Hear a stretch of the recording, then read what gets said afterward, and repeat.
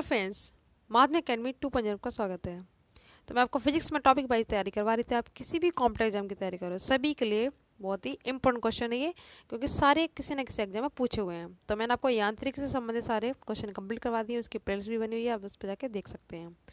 इसी के बाद मैंने आपका हीट स्टार्ट किया था इसमें साइंस में। नेक्स्ट टॉपिक जो हमारा था हीट, ठीक है। उसमें 1 से लेकर 174 तक के क्वेश्चन है पूरे। तो मैंने 1 से लेकर 67 तक कंप्लीट करवा दिए थे। आज इसका ये पार्ट सेकंड है। पार्ट 1 भी आप डिस्क्रिप्शन में लिंक देखकर वहाँ से कर सकते हैं। तो फटाफट देख लेते हैं आज के क्वेश्चन। ठंड के दिनों में लोहे के गुटके और लकड़ी के गुटके को प्रातःकाल में छुएं तो लोहे का गुटका ज़्यादा ठंडा लगता है। तो इसका रीजन क्या है? तो इसका आंसर हो जाएगा बी। लकड़ी की तुलना में लोहा ऊष्मा का अच्छा चालक है। ठीक है, लोहा ऊष्मा का अच्छा चालक है, इसीलिए लोहे का गुटका ज़्यादा ठंडा लगता है। 69 नंबर देखो। कड़े जाड़े में झील की सतह हिमशीतित हो जाती है, किंतु उसके तल में जल द्रव अवस्था में बना रहता है। तो ये किस कारण से होता है, ये आपको बताना है। तो इसका आंसर हो जाएगा सी। जल की सघनता 4 डिग्री सेल्सियस पर अधिकतम होती है। 70 नंबर देखो। एक टेबल पंखे को बंद कमरे में चलाने पर कमरे की हवा, बंद कमरे में चलाएंगे तो क्या होगी? गर्म होगी। 71 देखो। कमरे में रखे हुए रेफ्रिजरेटर के दरवाजे खुले छोड़ दिए जाएं तो क्या होगा? कमरा धीरे धीरे गर्म हो जाएगा। क्लियर? 72 नंबर देखो। यदि किसी धातु को खाना पकाने के बर्तन बनाने में प्रयुक्त किया जाता है तो चाप तालकता, तो क्या होगा इसका आंसर? कम होनी चाहिए। 73 नंबर देखो। कौन ऊष्मा का सबसे अच्छा सुचालक है? तो ये है समुद्र का पानी। ठीक है, और समुद्र का पानी सबसे नमकीन भी होता है। 74 नंबर देखो। आणविक संगठन के द्वारा ऊष्मा का संप्रेषण क्या कहलाता है? तो ये कहलाता है संवहन। वीडियो के एंड तक जरूर रहना, बहुत ही कम टाइम में हम सारे क्वेश्चन कवर करेंगे। 75 नंबर देखो। निम्नलिखित द्रवों में कौन सा ऊष्मा का बहुत अच्छा चालक है? तो ये पारा। ये क्वेश्चन पार्ट 1 में भी इसी तरह से सेम आया था। 76 नंबर देखो। सूर्य विकिरण का कौन सा भाग सोलर कुकर को गर्म कर देता है? तो ये कर देता है अवरक्त किरण। 77 नंबर है। शीतकाल में कपड़े हमें गर्म रखते हैं, क्यों? तो इसका आंसर हो जाएगा ऑप्शन डी, शरीर की ऊष्मा को बाहर जाने से रोकते हैं। 78। धूप से बचने के लिए छाते में रंग संयोजन निम्न में से कौन सा सबसे उचित है? तो इसका आंसर होगा ऊपर सफेद होना चाहिए, नीचे काला। 79 नंबर देखो। अफ्रीका के काली त्वचा वाले व्यक्ति ब्रिटेन के सफेद त्वचा वाले व्यक्तियों की तुलना में अधिक गर्मी महसूस करते हैं। 80 नंबर देखो। सुबह का सूरज इतना गर्म नहीं होता जितना दोपहर का। तो इसका रीजन क्या है? इसका रीजन है सुबह के समय सूरज की किरणों को अंतरिक्ष में अधिक दूरी तय करनी पड़ती है, इसलिए इतना गर्म नहीं होता है। 81 नंबर देखो। काले वस्त्रों के मुकाबले श्वेत वस्त्र शीतल क्यों होते हैं? इससे पहले जो अम्ब्रेला वाला क्वेश्चन आया था ना, ऊपर सफेद नीचे काले, वो भी इसी तरह से था, इसी से रिलेटेड। तो इसका आंसर क्या होगा? वी। उनके पास जो भी प्रकाश पहुंचता है उसे वो परावर्तित कर देते हैं। ठीक है, इसीलिए श्वेत वाले शीतल होते हैं। 82 नंबर देखो। ऊनी कपड़े सूती वस्त्रों की अपेक्षा गर्म होते हैं, क्यों? तो इसका भी आंसर क्या होगा? 82 का होगा डी, ताप के अच्छे रोधक होते हैं। 83 नंबर देखो। उबलते जल द्वारा जलने की तुलना में भाप द्वारा जलना अधिक कष्टदायक होता है। तो इसका आंसर होगा भाप में गुप्त ताप होता है, मतलब बहुत अधिक होता है इसका रीजन। ठीक है, अधिक होगा यहाँ पे ऑप्शन में।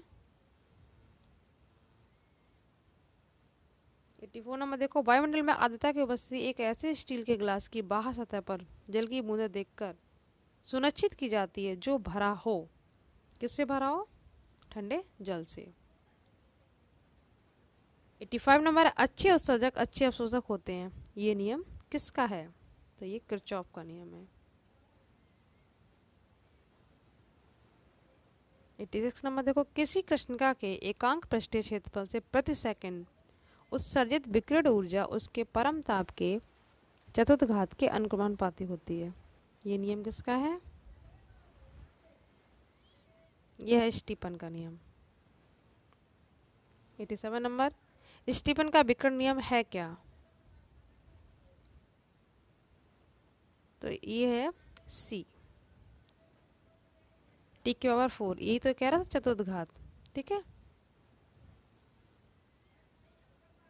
88 नंबर देखो, किसी वस्तु के ठंडे होने की दर वस्तु उसके चारों ओर के माध्यम के तापांतर के अनुक्रमानुपाती होती है, तो ये नियम किसका है? नियम बहुत पूछे जाते हैं, इंपॉर्टेंट क्वेश्चन है। तो ये है न्यूटन का शीतलन नियम। 89 नंबर देखो, न्यूटन का शीतलन नियम लागू तभी होता है, ये कब लागू होगा? ताप में अंतर बहुत ज्यादा ना हो। 90 नंबर देखो,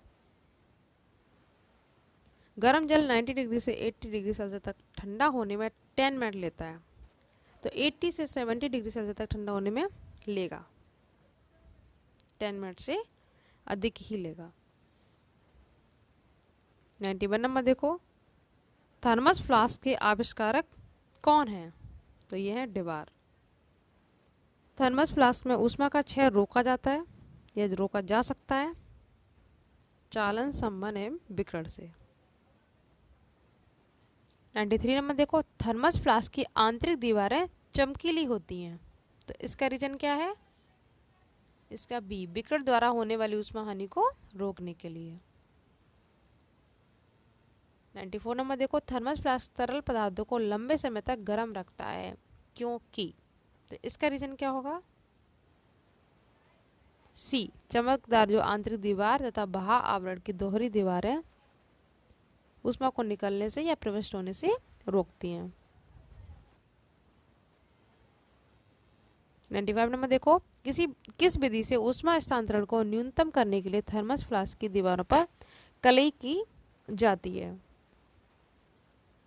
तो ये है विकिरण। 96 नंबर देखो, किसी पदार्थ के एकांक द्रव्यमान का ताप 1 डिग्री सेल्सियस बढ़ाने में लगी ऊष्मा है, तो ये है विशिष्ट ऊष्मा, इसे ऐसे रिप्रेजेंट करते हैं। 97 नंबर देखो, किसमें सर्वोच्च विशिष्ट ऊष्मा का मान होता है? इंपॉर्टेंट क्वेश्चन है, पूछा गया कई बार। तो ये होता है जल की विशिष्ट ऊष्मा सबसे अधिक होती है। 99 नंबर देखो, 98, दिन के समय पृथ्वी समुद्र के जल की अपेक्षा बहुत जल्दी गर्म हो जाती है, तो इसका रीजन क्या है? जल की विशिष्ट ऊष्मा धारता काफी अधिक होती है। 99 नंबर देखो, मोटर गाड़ी के रेडिएटर को ठंडा करने के लिए पानी का व्यवहार किया जाता है, पानी की विशिष्ट ऊष्मा अधिक होती है, इसलिए ऐसा करते हैं। 100 नंबर देखो, निम्न तापीय इंजनों का अनुप्रयोग होता है, तो ये होता है रॉकेट प्रौद्योगिकी में। 101 नंबर देखो, निम्न तापीय परीक्षण किस ताप पर किया जाता है? तो ये -196 डिग्री सेल्सियस पर। 102 देखो, न्यून तापमानों का अनुप्रयोग होता है, तो ये होता है अंतरिक्ष यात्रा, शल्यकर्म एवं चुंबकीय प्रत्यापन में। 103, किसी ठोस पदार्थ के बिना द्रव में बदले सीधे वाष्प अवस्था में परिवर्तित होना, इंपोर्टेंट है, क्या कहलाता है? ऊर्ध्वपातन। क्लियर। और कुछ पदार्थों के नाम पूछे जाए तो वो कौन कौन से? एक तो आयोडीन है, ठीक है, एक है नौसदर NH4Cl, अमोनियम क्लोराइड, एक है आपका सबसे फेमस कपूर। ये सभी ऊर्ध्वपातन गुण प्रदर्शित करते हैं, यानी बिना द्रव में बदले सीधे वाष्प में बदल जाते हैं, ठीक है, आयोडीन, कपूर और नौसदर यानी अमोनियम क्लोराइड। 104 देखो ये क्वेश्चन फिर से पूछा गया। उत्पादित पदार्थ है, कपूर में भी होता है, अमोनियम क्लोराइड में भी होता है, नेफ्थलीन आपका कप, ठीक है, इसमें भी होता है, तो 104 का आंसर क्या होगा? D, NH4Cl। 105 नंबर देखो, जिस ताप पर कोई ठोस पदार्थ ऊष्मा पाकर द्रव में परिणत होता है तो क्या कहलाता है? तो इसका आंसर हो जाएगा गलनांक। 106 नंबर देखो, जिस ताप पर कोई द्रव ऊष्मा पाकर वाष्प में बदलता है तो क्या कहलाता है? अगर वाष्प में बदलेगा तो ये क्वथनांक कहलाएगा, ठीक है, और द्रव में बदलेगा तो गलनांक, ध्यान रखना। 107 नंबर देखो, शुद्ध पदार्थ में कोई अन्य पदार्थ मिला देने पर उसके गलनांक पर क्या प्रभाव पड़ता है? इंपॉर्टेंट क्वेश्चन है, तो घट जाता है। 108 नंबर देखो, मिश्र धातु के गलनांक उनकी अवयवी धातुओं की अपेक्षा, तो इसका आंसर क्या होगा? निम्न होते हैं। 109 नंबर देखो, द्रव से वाष्प में पदार्थ के अवस्था परिवर्तन को क्या कहा जाता है? तो वाष्पन। 110 नंबर देखो, ठोस से द्रव में पदार्थ की अवस्था परिवर्तन को क्या कहते हैं? तो ये कहते हैं गलन। 111 नंबर देखो, दाब बढ़ने से किसी द्रव का क्वथनांक, तो इसका आंसर होगा बढ़ेगा। 112 नंबर देखो, अपद्रव्यों को मिलाने से गलनांक पर क्या प्रभाव पड़ता है? तो ये भी घटता है, इसका भी आंसर यही होगा। पानी कब उबलता है? ऑप्शन सी, जल का स्थिति वाष्प दाब वातावरणीय दाब के बराबर हो जाए तब। 114 नंबर देखो, पानी का ट्रिपल पॉइंट या त्रिगुणात्मक बिंदु होता है, तो ये होता है सी, 273.16 केल्विन।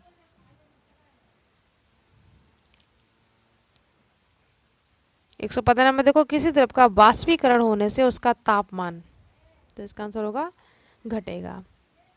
तो इस तरह से 115 तक इसमें कंप्लीट करते हैं। बाकी के जितने क्वेश्चन है वो पार्ट 3 में पूरे कंप्लीट करेंगे। इसके बाद हमारा हीट चैप्टर पूरा कंप्लीट हो जाएगा। तो वीडियो कैसा लगा लाइक शेयर कीजिए, चैनल को सब्सक्राइब जरूर कीजिए। Thank you so much.